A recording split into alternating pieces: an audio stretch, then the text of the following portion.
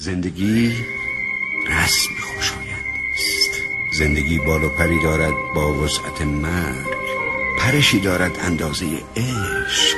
زندگی چیزی نیست که لب تاخچه عادت از یاد من رو برود. زندگی گل به توان ابدیت.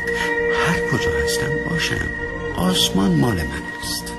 پنجره، فکر، هوا، عشق، زمین مال من است.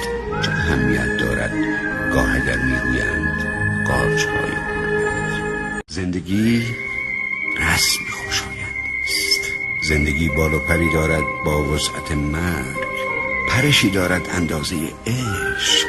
زندگی چیزی نیست که لب تاخچه عادت از یاد من رو برود. زندگی گل به توان ابدیت.